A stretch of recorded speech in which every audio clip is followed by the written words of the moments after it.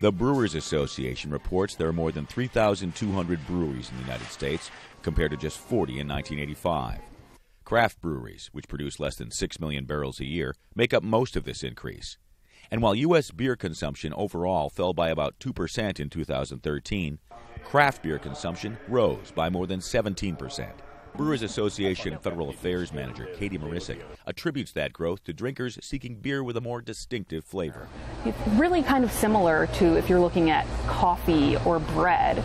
People want authenticity, they want flavor, and they want diversity, and that's what we're seeing in the beer market as well. The beer drinkers are really, really demanding a more diverse and authentic beer. America's largest breweries try to appeal to a wide audience using light beers with mild flavor. Craft beers, on the other hand, lean toward bold flavors and higher alcohol content. Washington, D.C. is home to at least 5 craft breweries, including D.C. Brow, founded in 2010 by Brendan Skall and Jeff Hancock. And we really wanted to make sure that this city had a brewing identity. It's the capital of the country, but it didn't have a production facility in here creating beer that could be sold across the entire city. We just saw that as a major opportunity.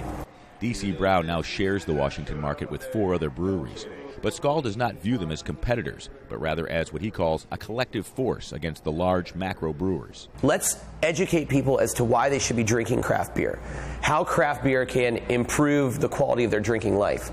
And usually once we do that, we find that people sort of stick with the craft beer. So it's a collective win for all of us when we're able to pull somebody away from that big beer mentality. Brewing giant Anheuser-Busch InBev has been running ads poking fun at the exotic flavors of craft beers and drinkers who examine their beer as much as they drink it. D.C. Brow brewmaster Jeff Hancock thinks that ad will do nothing to win over craft beer drinkers. And I think, the big Buds and Millers are getting a little scared because they used to having at least 85-90% of the total market share. In previous years, even more than that. But craft beer is coming up on, hopefully 20% market share by 2020. But not everyone in the craft beer industry thinks the ad was entirely wrong.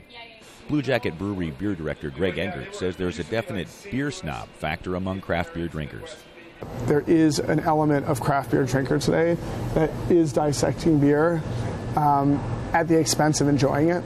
And I think that somewhere in the middle here is there's kind of like, let's all remember why we got involved with this in the first place. It's fun. You can intellectualize it, I certainly do, but there's a visceral enjoyment that should go along with drinking and socializing around craft beer that I think that commercial kind of almost rightfully drew attention to. The Brewers Association predicts the popularity of craft beer will continue to grow. It now makes up 10% of the beer drinking market, compared to just 3% in 1997. Jeff Custer, VOA News, Washington.